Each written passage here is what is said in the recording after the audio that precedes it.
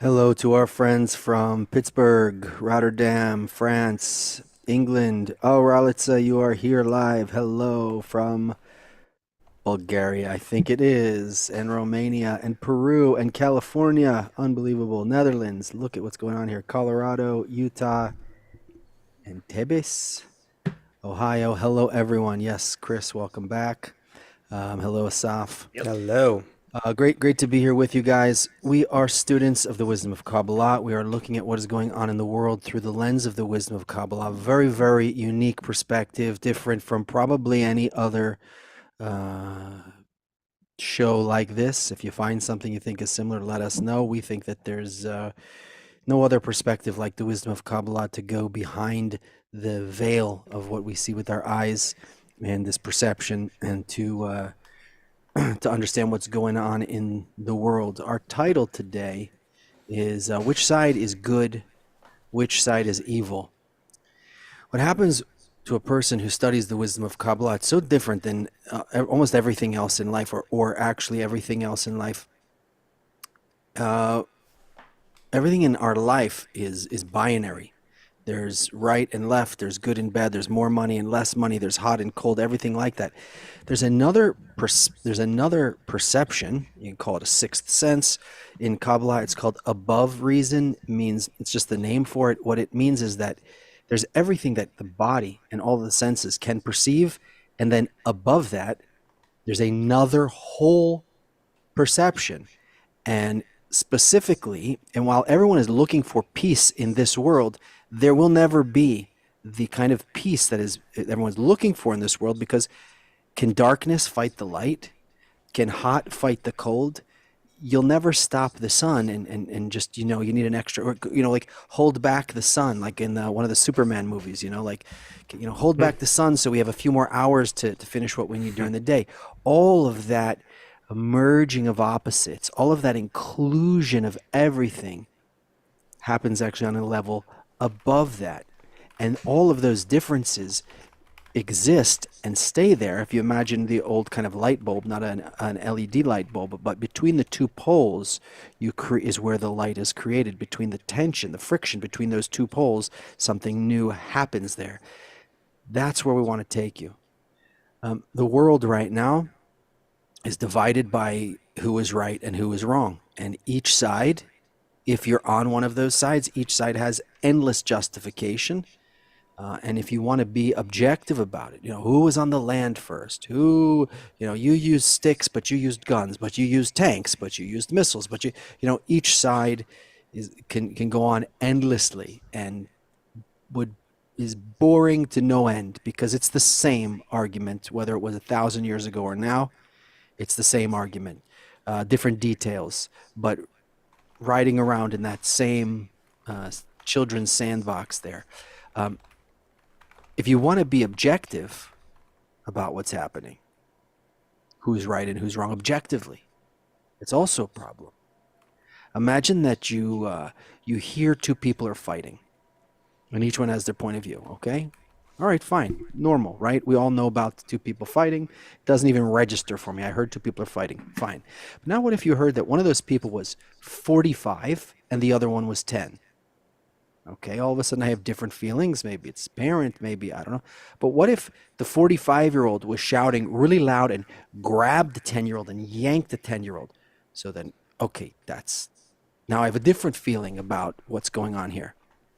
Now what if you found out that the 10-year-old was about to run into traffic, and the reason he was shouting and grabbed him was to pull him out of racing traffic? So again, the story changes in my mind. So it's the exact same story, but each time I get another piece of the story, my perspective on it changes. So, there was stories this week about some hostages who were released. Okay, and one of the news stories I show it to you here. Sure, can you guys see it? Yeah. Okay. Oh yeah. Sharon Lifshitz, the daughter of the freed hostage Yocheved Lifshitz, recounts her mother's experience of being taken hostage by Hamas. She says Hamas militants were friendly and describes how another hostage was treated by a paramedic. So um, if I'm getting, I thought that the hostages, I mean, I thought that the guys who took the hostages were bad. Now I see a story that they were friendly. So the point is, does it even And matter? of course, it's also like what part of the story you read, what excerpt, who gives you that excerpt, what's their agenda, and did you hear like a few sentences of what you said before? You know, like Okay, so like All right, like before that that, she facts was are fact. like that Did she she was get a cookie or beaten not? by sticks and taken underground for kilometers and being afraid for her life. So I'm saying it's clearly perception and okay, so so reality so are what's the very what so very, what yeah. what did the Hmm. story what did she say before that clip? Before that Oh, I'm that saying soundbite? that tweet focuses on like two sentences she says at the very end. But And what did she and say before that? describing the some of the horrible things she went through, like being beaten by Okay, but if I sticks if I on the read the way. tweet that Yeah, said that the terrorists treated her friendly, yeah. if I'm born to think that somebody is Hmm. evil and that I need to, that they're trying to kill me, Hmm. so and that's how I'm raised, so that's my worldview. Doesn't Yeah. matter if they are or if they not. That's my worldview. And if I'm Hmm. born on the other side, that these people are always trying to kill us, then that's my worldview. And it Hmm. doesn't actually matter that much the actual facts on the ground because what we're dealing with, and just like it feels very. There's been protests in my town. There's been protests Yeah. all around. Um, well, there was a protest in my town yesterday saying and "Long live the Antifada," which means that I think it means they want to kill me, or at least kill you guys over in Israel. So, Hmm. am I wrong about that? Am I right about that? Is that what that means? I mean, I'll keep going. I'm trying to oh, keep. okay. Um, I got distracted by that. The I think the thing that is really, what's a better word that I want to say remarkable, but is there a word? Remarkable is sometimes has a positive connotation to it. Something is remarkable.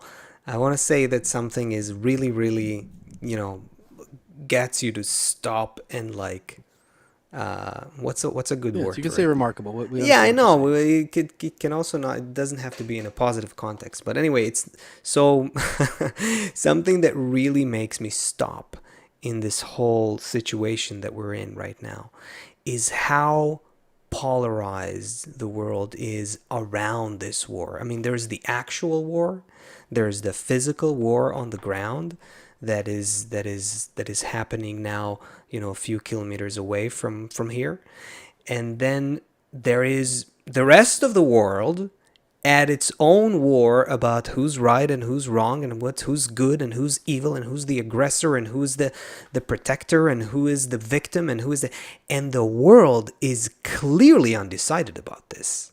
The world is very very polarized. There is the world itself is like participating in this, for lack of a better term, like a kind of a reality show, and everyone's a participant, and everyone's taking a side. And if all of humanity was like one giant man, if we looked at all of humanity as one man today, it would be a completely bipolar person.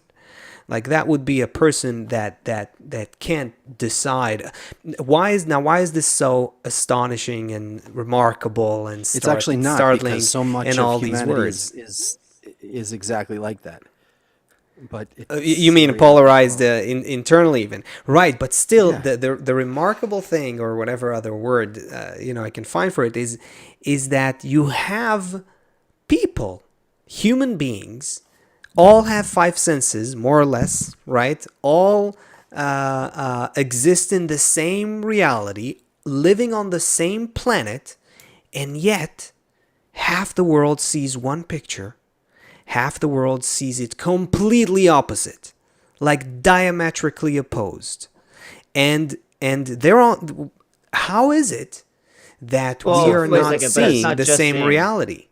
guys, you see It's this? yeah, You guys see this? Yeah. yeah, okay, Square A and square B are the right. same color If you were to print this Right. and cut it Yeah, I out, love square that. A I and love that. square B are the same color. Yeah. No, but wait, in order to, you have to That's so prove it messed up. to us. You have to show the, I'll show you another one. Yeah, try to I'll show you hide the another one, an shadow easier one. I'll show you an with easier one, and something. everyone can do this. Everybody get a pencil or a piece of paper, and I'm going to show you one more, and you can all do this at home and see how easily you're all fooled, how we're all fooled. Ready? Look at this one. These two yellow lines are the same size. Now, I bet Right. that we could get an entire city to fight each other just over that. Okay, so everybody just take real quick, Right. look on your phone, take a screenshot of it on your computer, and later Right. put a ruler up there or a piece of paper and measure, and you'll see that those two yellow lines are the same size. But because of perspective, right, and you would be willing to fight, of course they're not the same size. You'd get If people it to bet mattered a lot to you, $100. whether it's here or there, yeah, you could fight for it, even maybe even for with your life. So The so really, Yeah. like, oh, this is what I was going to say before. COVID was this thing where it really polarized people, right? And So, then Black Lives Matter came out, and the whole George Floyd thing came out, and it really polarized people. And now this war is coming out, and it's really polarizing people. But the actual thing, like, everyone could agree that if there's a virus, so nobody wants to get the virus, and we should all be safe from the virus. Like, everyone would agree on that. But the whole narrative that split people based on their worldview is what was the problem, not the virus itself. Right. Everyone could agree nobody wants to get COVID, right? Yeah. If somebody was killed by some police officer or something like that, like, okay, it's terrible and it's happening on a regular basis, but to create a whole polarized political position around it, that instead of dealing with the problem, and instead of so here again, we're dealing with it just feels the same as those two things. It's just another war of narratives that's going on. It's Yeah. not even about so much what's on the ground. It's a fight for our minds. It's a And fight for our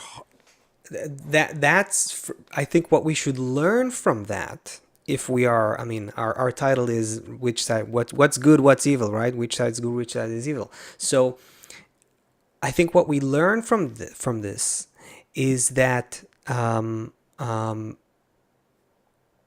good and evil are malleable concepts in our world. What's good for one person, or what one person considers good, might be the complete opposite of what another person considers good, and same with but evil. The isn't that the entire basis, the entire foundation for, I mean, what you have in political parties, and when someone wants to make up a rule, then they have to, convince other people that that rule's worthwhile. Everything's always appealing to the logic, right? And even in what we see now but in but everywhere too. but we are yes, and we are blind to how malleable these concepts are, and that's a big thing. Meaning, I can't even think that the other side about how the other side sees what You I'm mean I'm seeing. not Is it able to? You mean I'm by not. I I'm not. can't? I'm not You mean able I'm not to. able to? We're highly. We're so not trained to do that. I would say that. The concepts of good and evil are in our world. They are malleable concepts. They change over time. They change throughout cultures. Take one side of the world, they see the world one way. Take another side of the world, another culture in the world, they see the world another way. So I mean, shouldn't yeah. it be obvious to us what is bad and what is good? Is it is This is this That's is what I'm this saying. I is think in exactly. general, people agree. It's people dying or, children starving. That's like, you almost want to say 90% of the world would say, if there's a child sitting on the road and I'm passing him, I have something in my pocket I could give him. Obviously, it's like there's these general feelings of but that's what of you feel. I'm not sure that that's and even true anymore, but though. there's a majority of, like, generally I don't enjoy someone suffering. I want to try to prevent some suffering.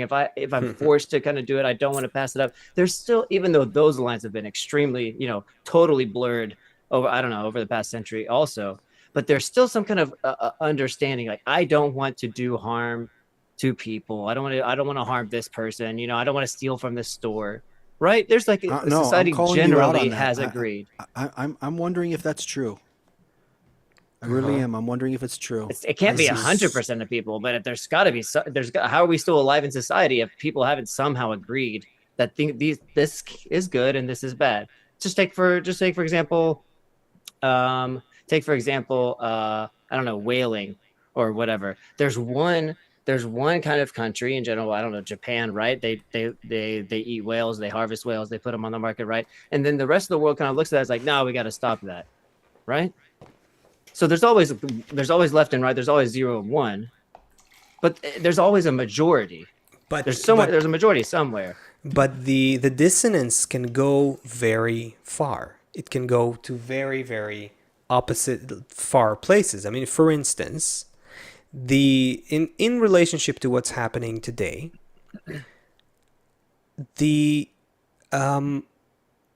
people, typically the Western mind, the people who are living in the West, and by the West I mean in generally, like, let's say the developed world, the modern world, the people, I mean, I'm just debating how deep to get into this. That's really why it's taken me a few seconds here.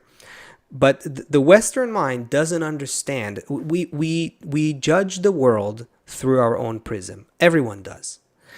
But it's very, very difficult for us to even conceive of someone thinking about life differently. And so for a person, for instance, who is a radicalized, extremist, suicide bomber, okay, let's even detach it from the context of today. Mm-hmm. People can draw their own conclusion. But for a person like that, their goal in life is beyond this life. That's another interesting thing. The Western mind, classic Western modern secular mind, does not understand this. We tend to think that, putting myself in this kind of like the Western mind, let's say, we tend to think that life is about being nice, like you said, maybe being nice to others, doing good to others as much as you can, but mostly, enjoying life. And life is about, being a good parent, being a good person, being a good citizen, doing things that you like, doing business with others, going on vacations, going maybe, developing your hobbies, going to music festivals, voting when it's time to vote. That's life. And we assume that this is life for everyone. And that this is how everyone in the world, everyone in mankind sees what life is about. But the suicide bomber, as an example here, right, might not see life at all in that way. For them to now go and do something that you consider horrible, for them, that brings them closer to God. So now, in this kind of scenario, if we try to judge and understand and decipher the actions of such a person that's so different from us, if we try to do it through our own prism, we will be wrong in every way we try to interpret it. Everything we're gonna think about this other person who acts from different motives and sees life differently is going to be wrong. Now, this is an example where you could say the terms of good and evil, the definitions of good and evil, they don't just vary between people. They could be completely opposite, and the dissonance is so great that one side might not even understand how it's possible to see things differently. It's so different, it's so opposite, it's so far that you can't bridge these things. And that always obviously brings up the question, like, how can you? Go. And this is, everybody. I can go deeper into this, but I feel like we don't even need to get into. Yeah. No, everybody understands this from just like, with a spouse, for example, or with a family member, right, where even like people you're close to, and you just feel like you're having a conversation, and you just can't find. And it's like, what planet like are you on? Are you not hearing Yeah. me? Or they're saying, what planet are you? Right. So we even know Right. that just from our own lives in our own homes. So now let's take, for example, an Arab mindset versus like a Western Christian mindset. They're not the same values. They're not what, like, everyone's like, well, this is this, and with these slogans. No, like, if you grew up in in Jordan or Qatar or somewhere, you have different worldview than if you grew up in Missouri or Kansas. And to think that those worldviews are the same and that they have all the same outlooks is not true. So of course, if two spouses have this situation, then of course people who grew up in different land with different surroundings, and also we know that where you come up on the earth itself has different forces in it, and depending on where you come in the earth, you have different qualities. For example, animals that are in the desert are different than animals in the rainforest. It's the same with people. People who have different qualities are Mm-hmm. people who are Yeah. born in places that are scorching hot, have different temperament and different qualities generally than people who are born where it's snowing 300 days of Yeah. the year. Now the That's problem Okay. becomes when I presuppose that I understand what you are and who you are and what you want Right. and what you're about. That's the first mistake that is so easy to make, especially from a Western mindset. I would even go as far as say that we understand less about the kind of example that I gave about that kind of person than they understand about us. Be, and We take our in the West, we take our values and because say the whole world must want this also. exactly. Now there's They want another thing Right. here. freedom, they want this. You Exactly. We just assume. think You we assume that if, and we also assume that if someone acts aggressively and violently, they probably have no other choice, or they do it because they are oppressed, or they do it because that they can't be free, and that's what's happening, or something like that. We can't even fathom the idea that these acts are coming from some other motive. This is their devotion. That this for them is their sole religious devotion. practice. Well, and their family is praised. Their family's happy for them, right? I mean, we've seen all kinds of audio clips and so all videos. They're full of joy, right? So you look at it, your brain just explodes. At least for from a Westerner's mindset, you look at you don't know how to. You don't know. You're like, what am I Yeah. missing? Wow, Chris, you're really breaking up Explanation. for us. You're breaking up for us. Something in Uh-oh. your I either see it. your I see your it, internet John. I'm or your gonna take a cue I'm gonna from the turn off mind. this. I'm gonna take a cue from the mind exploding, and I just wanted to add more difficulty, Asaf, to your explanation, so I can see how you work your way out of this one. I wanted to add a little more complexity to it. Let me add one more thing before. Okay. Okay, I'll just because Before it we just make sits it even more sits on the complex? on the top of my, and then yeah. Another Impatient. thing that is very where's Chris is trying to get back. Okay. Another thing that is very obvious if you look at, again, like the Western secular kind of mindset, and I'm emphasizing secular right now. The modern secular person, our ideal of life stays within this life. This is something that again is very hard for people to get, but we see the goal of life here in this life, in the life of the body, and the Enjoying secular from this life. enjoying from this life, and that's where it ends. Also, let's make the best of it. Let's also try to be nice to each other while we're here, but that's where it ends. And life itself, that's also arguably the reason why there's a lot of emptiness. And I'll give an example. Like, why do depression, all that? I mean, there's a lack of a higher ideal of life. A few years ago, when ISIS was a huge thing, right? and we saw these, those viral videos of beheadings and horrible things, and the world was shocked from it. One point that really shocked people is that a lot of people from the West, from European countries typically, some even American examples, people from the West who didn't grow up in the same kind of ideology and in the same kind of religious extremism and so forth.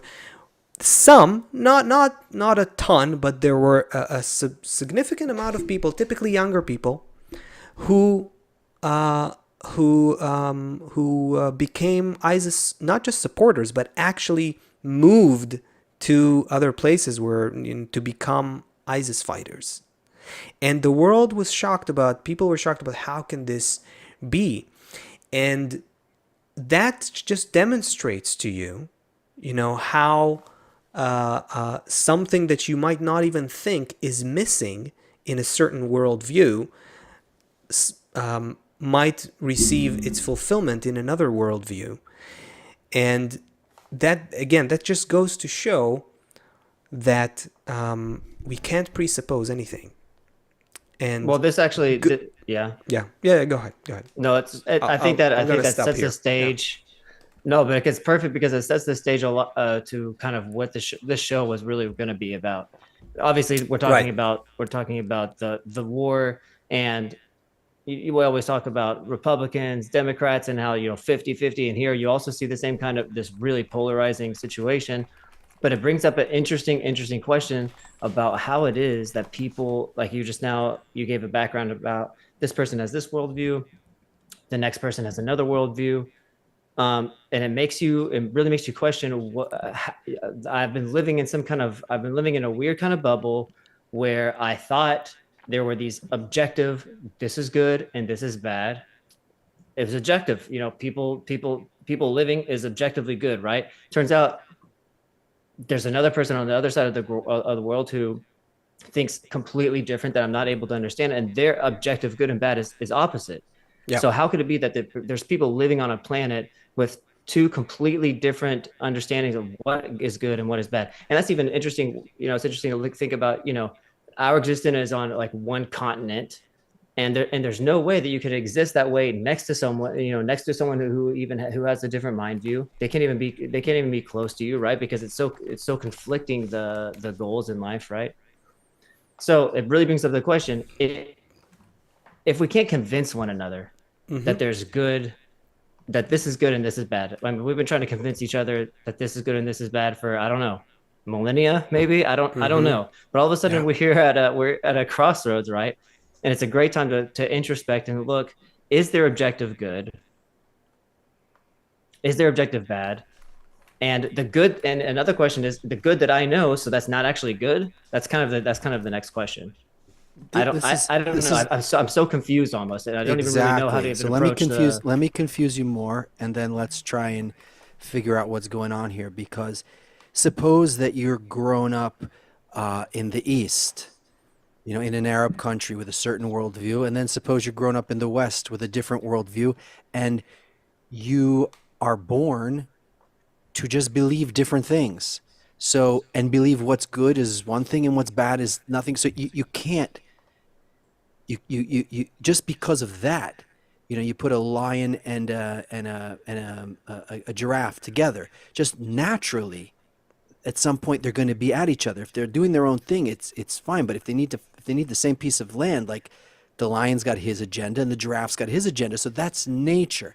But now we have this whole war of narratives, which means we're not just lions and giraffes, because at first that was the problem not the problem, but at first this was the issue amongst humans, right? Like, well, we're going to live here, well, we're hunting here, and then they would just clash, just like all the other animals, okay? But now there's this additional layer. There's additional discernments on us creatures, on us animals with these sophisticated minds and hearts who live in these social arrangements together where we're all completely connected to all of the other humans all around the world. And so now it gets even more complex. Let me give you an example of how this knot even becomes more twisted. So for example, suppose you are LGBTQ in suppose you support LGBTQ, okay? So you would think, for example, I just want to give you an example here. You would think that Israel would be a great place to be. Okay, this is LGBTQ in Israel. Okay, it's accepted. It is actually a tourist destination for this in the Middle East. Okay, if you went over and looked at LGBTQ rights in the Arab countries in general or in Palestine, now we're not saying LGBTQ is good or bad. We're just showing two different worldviews. So in Palestine, it's illegal for men to have a same-sex relationship. Okay, acceptance of homosexuality minus, opposed 95%. But what is this? So queers for Palestine. So what does it mean? What is the person want? I'm not even clear. Like, if I was queer in Palestine, I would have to hide, but I'm supporting that. So I think that we're all, and I think this represents kind of all of us. It's not this very clear-cut thing. Even for Asaf, you said before that a person is you said if all of humanity. This is a good. I think this is a perfect example to show how we are conflating and mixing up right, wrong, good and evil, and what's right for me is the same thing that's right for you, and vice versa. That is the general kind of mix-up we're in. And I think the question we want to move towards is, okay, is there a way out of this confusion? Is there a way to define good and evil in a way that we can all see and agree on? I mean, obviously, this is like the eternal because question. It's a problem if we don't agree on it. That's kind of the yes, the whole thing. Yes. If we don't agree on what's good and bad, then there's problems here with neighbors. So clearly, nothing I will say or even things that the Kabbalists will tell us in their writings will make us just agree on something and see it. But what Kabbalah does give us is a broader prism to observe good and evil, to think about good and evil. It elevates us from a certain level where we thought good and evil exists, and it gives us a broader, deeper, higher perspective, because it tells us that any good or evil in this world is malleable, and it's completely dependent on time and culture. And like we saw, it could become so convoluted that just like the example that Seth once saw, where it's even hard to tell what is the good, what is the bad that you're in favor of, opposite the other side. Very weird situations. And from a Kabbalistic perspective, will always be the case on this level of perception. If we want to find absolute definitions of good and evil, we have to find them above time, space, culture, influence of the environment, the media, this certain point in time where something happens in the Middle East, or another point in time where something happens elsewhere. We have to go beyond our specific values that we hold at the moment. We have to go beyond our in-group and our out-group, psychologically speaking. We have to go beyond all that humanity experiences right now, and we have to aim for an eternal kind of definition of good and evil. And that is something that we just obviously can't do with just our limited five senses and our existence here in a physical world. From a spiritual perspective, Kabbalists lay out a completely different picture. And from this perspective, there is a very clear absolute good. And that is the purpose of our entire development.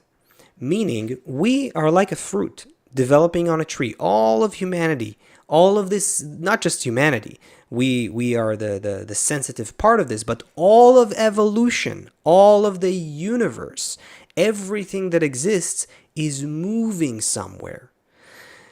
We don't see it because we're experiencing a fragment in time and space, and we can't see that it's all moving towards a higher goal, a greater goal. But there is a goal, an end goal that from a spiritual perspective becomes very clear.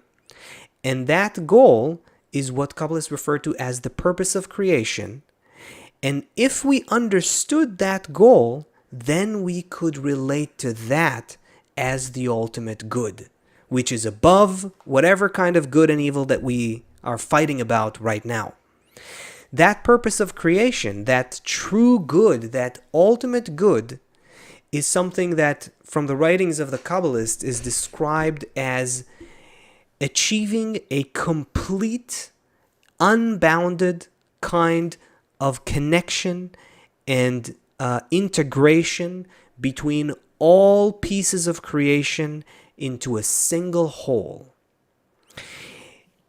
It is a state where we achieve such a connection with every human being and with all of nature, with everything that exists, even the farthest, what exists in the farthest reaches of the cosmos, all of it becomes one, all of it becomes connected, and our consciousness becomes able to contain, our heart becomes able to contain all of reality as one. In that state, we become similar to, bonded with, a quality of love that governs reality, a hidden quality of unconditional, total, and absolute love that is capable of bringing all the differences to complementarity, to a mutual reciprocity and mutual completion that can only be described as perfection. Nothing less than that is good. That is the ultimate and only state of good. Go ahead. Yeah. If a seed fell from a tree, like a fruit falls from a tree and goes into and lands on the ground, what's gonna, like an apple falls to the ground, so the apple's gonna rot. It's going to become mushy. It's going to become smelly. It's going to go into the ground. It's going to be dark and it's going to be wet. And eventually a seed, if it's lucky, is going to crack open and start putting its roots down into the dirt. And if it's also lucky, there'll be a lot of worms in that dirt, which are fertilizing the dirt. So at any point on that process, along that process, if you were to be CNN or Fox News or BBC, oh, it's getting so dirty. Oh, it's so rotten. Oh, it's dark and beneath the ground. Oh, it's just a rotten seed down there covered in worms and bugs. But if you understand, so what I hear from what you're saying is, if you see the whole integral picture of what's happening, it's all working out, everybody. We need to see, so the Kabbalist wants to see not a snapshot of every single step in the way, but see the whole thing as a whole integral process. And then you're not so excited about each snapshot along the way because you're excited about this big picture that's and every snapshot, every limited, fragmented frame of reality is clearly not the good state. Look what that means. That means that none of us, no person, no nation, no situation in this world is actually good. Okay, It wait is. a second. Wait a second. So that means that whatever someone says, whatever, if I say, I'm labeling something as good or I'm labeling something as bad, it's not, you're saying it's not good or bad? Or No, you're saying both of them are bad? I'm saying that it's not there's still, we can still talk about actions in our world, otherwise they would be completely redundant. There is still a way to judge and relate to actions and situations in our world and call them better or worse in relation to that end goal. In relation to that end goal.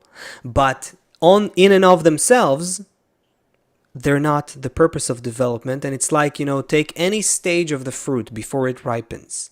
Take any state of development of the fruit before it ripens.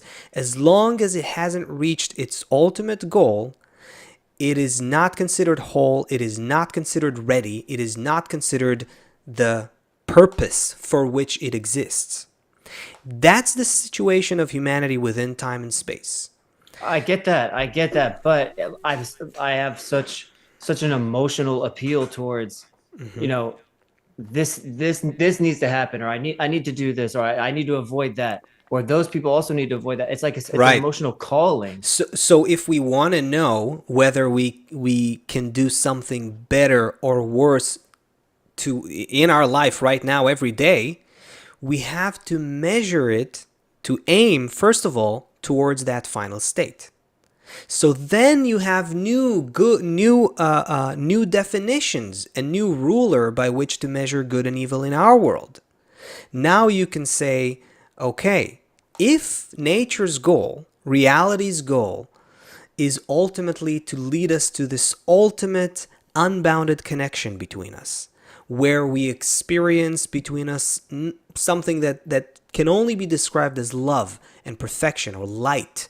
There's no words for this, but these are the some of the words that Kabbalists give us, that we can somehow imagine, but we don't have that state in our world, and we're all developing towards that state.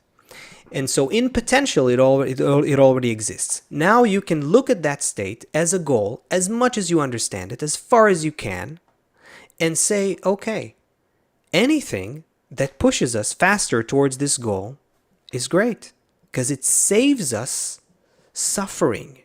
It saves us this painful, slow development. We're gonna get to that goal anyway from a Kabbalistic point of view. It's inevitable. Just like the fruit has to reach a great state at the end, the fruit has to ripen, it has to become a sweet, great, healthy, tasty fruit.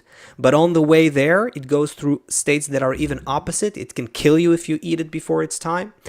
We're going to have to go through all the states. We're going to have and we will inevitably get to the great ultimate state of perfection. Now, while we're on our way, can we do something to move faster? That becomes your new definition from a Kabbalistic point of view of what could be a good action in our world versus a bad action in our world, a good intention, a good attitude versus a bad one. And now you can ask yourself, is anyone really even doing that? Is there anyone in the world, including the sides that are debating about who's right and who's wrong? Is any of them working towards this global connection between everyone? In this, everyone, we discovered something that everyone is equal in. Whether you are Hamas, whether you're IDF, whether you're Republican, Democrat, anything, communist, capitalist, here's something that everyone is equal in. Everyone has a piece of software inside of them that is just trying to feel pleasure. Okay, everyone who's listening, think about it. Look at yourself. If you're born a creature who's predisposed to think and feel that communism is better, then you're going to live your life trying to fulfill that. If you're a creature who is predisposed because of how you were raised and where you were born and what your ancestors were and all these other conditions and your education that you think that capitalism is better, you're just going to fight for that. But at the bottom, no matter who you are, everyone is just trying to feel pleasure, whether it's 72 virgins after I blow myself up or whether it's getting home to my kids, whatever it is, everyone has some, was I allowed to say that? Everyone has some, whatever that goal is that they want to reach the pleasure. Now, everyone, whatever side you're on, stop and take accounting of your life. Put all the pleasures in your life on one side and put all the sufferings, everyone, I don't care what side, what team you're on, put all the pleasures on one side, put all the sufferings on the other side. And in this, here's another point that we're all equal. Every one of us has more sufferings than pleasures. Doesn't matter what side you're on. Doesn't matter if you're born with a silver spoon or you're born without a spoon. Everyone, you can have emotional and mental suffering. It could be physical suffering. So we're all equal in this. We're all trying to fulfill ourselves. We're all trying to fulfill ourselves in opposite ways. And that's what we've been talking about for the last 40 minutes. We're all trying to just be satisfied, but smashing into each other because how we fulfill ourselves is opposite. And all of us are left feeling deficient. All of us. So now, wisdom of Kabbalah. Tell me something. Yeah.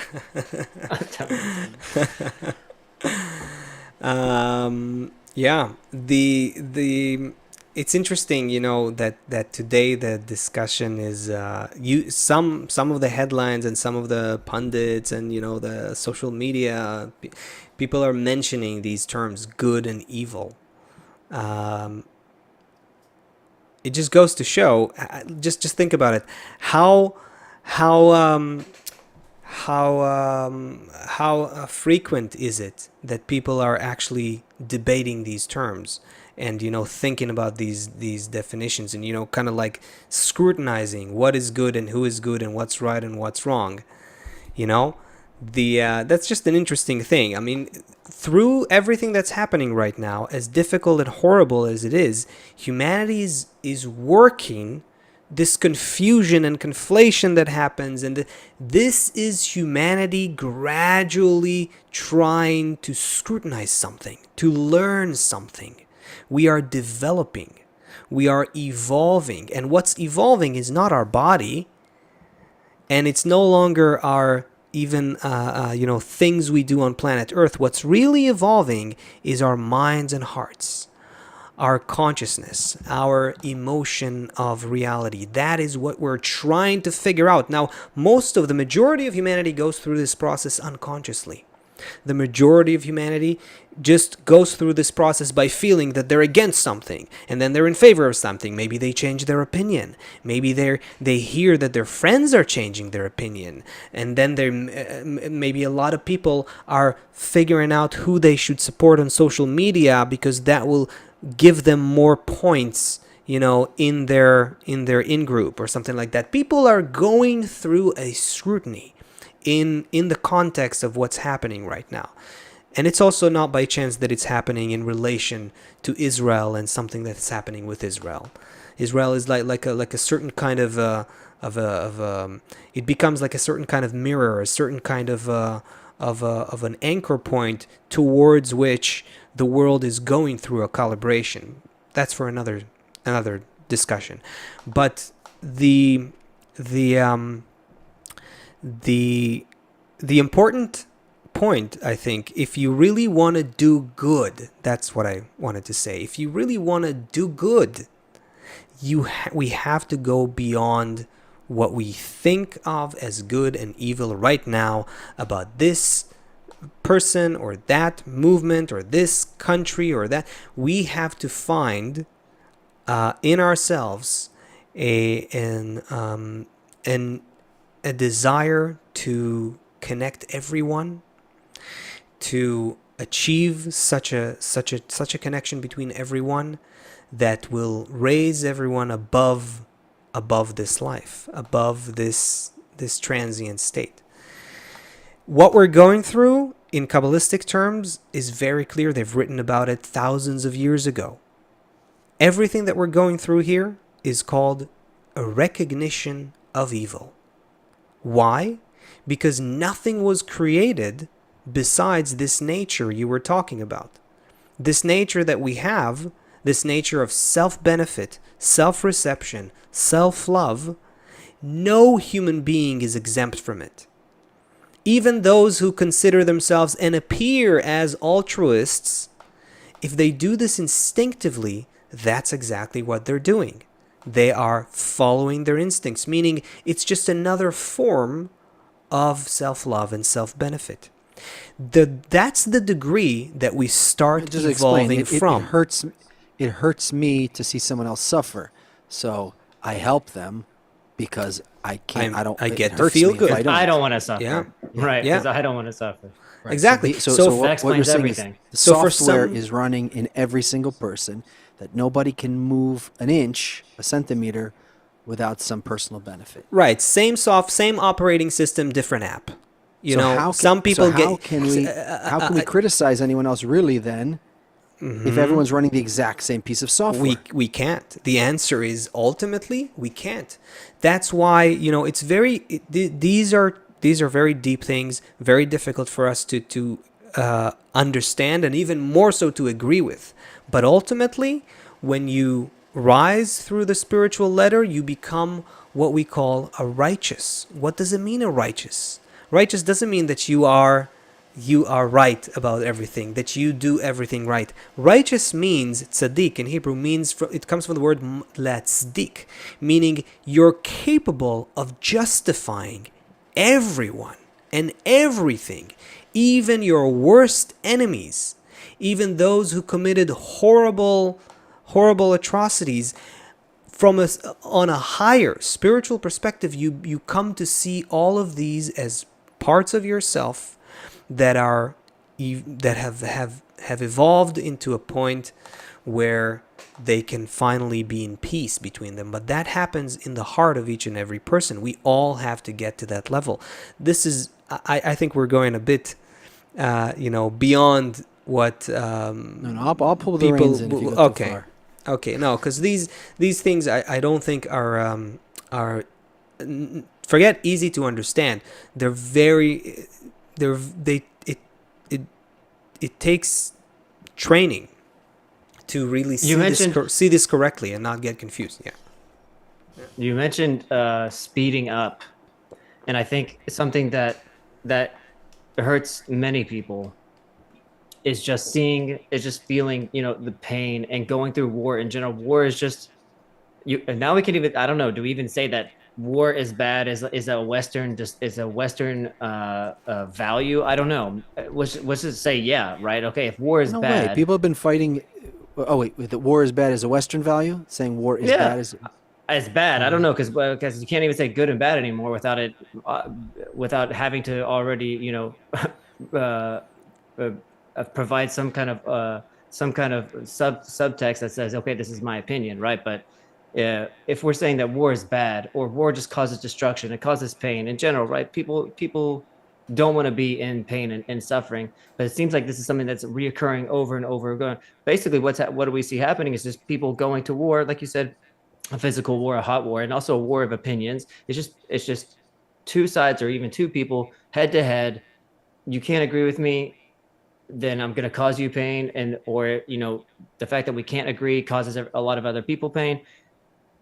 If we're going on a path towards something that's ultimately developing us and developing everyone, war is necessary, or is it something that is avoidable at all? Is there some time, if we're experiencing war right now, what are we learning from? If we're going through some state, and it has to be some conscious awareness that we're understand, as a result of it, maybe we understand something.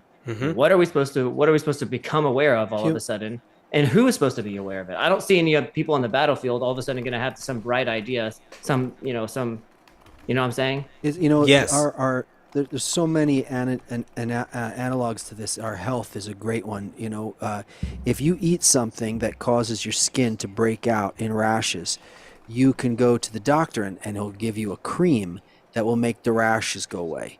And you keep eating it, and your liver is doing its thing, and your body is trying to get this out of you, and your body breaks out in rashes, and you put another cream on top of it. The point is, the wars are like the cream. You're dealing with some symptoms.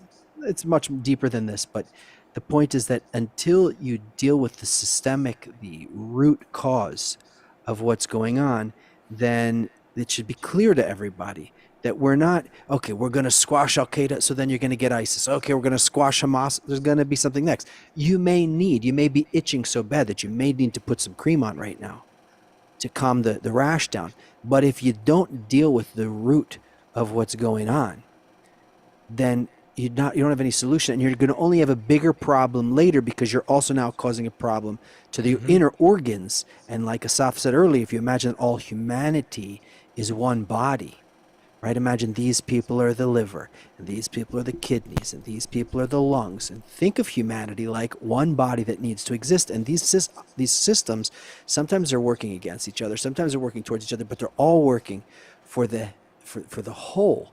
And now here, look how small-minded we are, that we're looking at the world and saying we need to eradicate those. We need to kill those.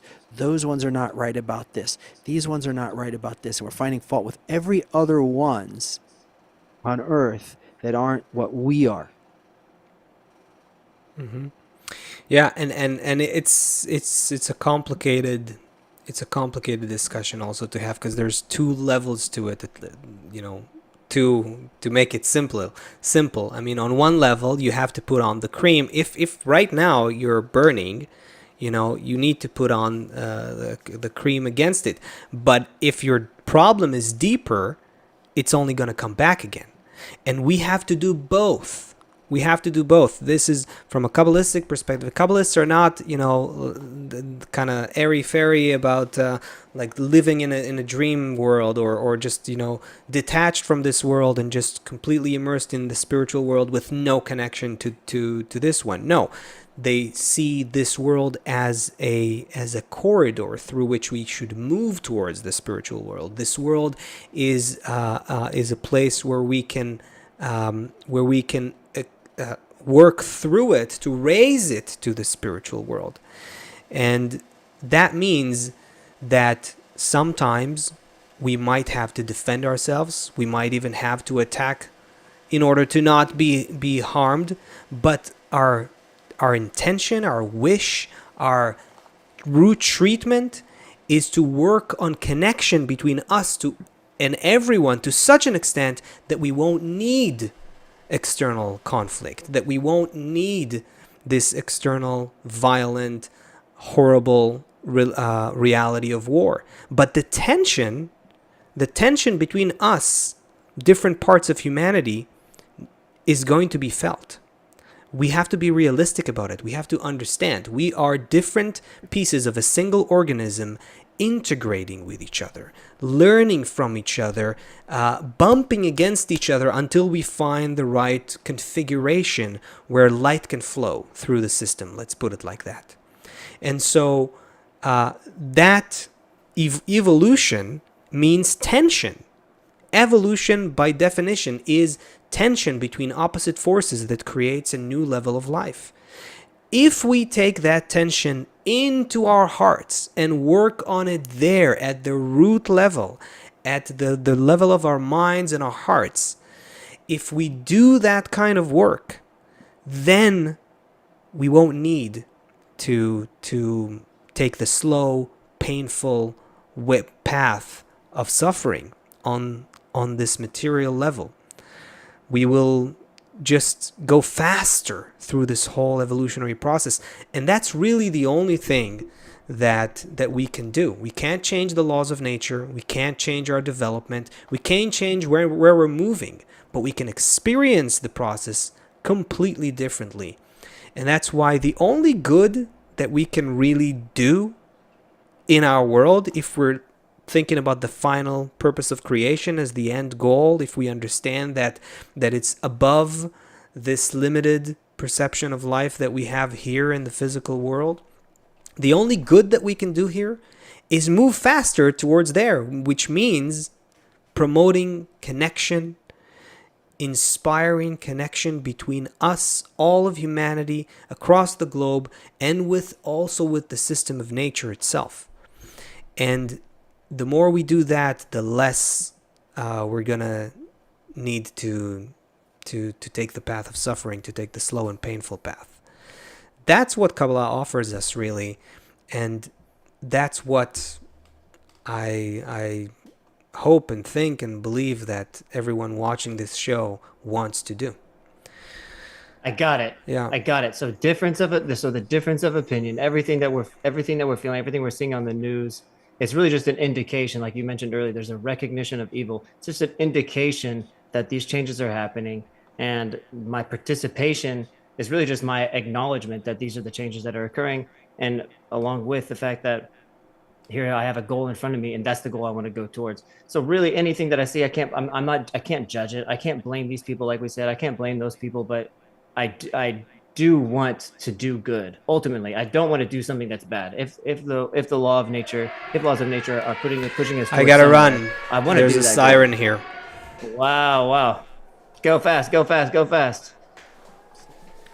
Wow. Well, So there it is there you again. go. For anyone who thinks we're airy fairy people, at the same time that we're completely 100% talking about in our Wow. thoughts, in our prayers, to want peace. At the same time, when the air raid siren goes off, we don't just sit there praying. You grab the wife and kids and you run to the shelter, or under the stairs if you don't have a shelter. And also, somebody has to, now the Iron Dome is gonna be trying to shoot those missiles down that are coming to get to hit where our friends are now. I mean, you guys know us now for 3 years, and you see that from week after week, Asaf is sitting here talking about love, and someone's trying to hit him with the rocket. So this is not something that's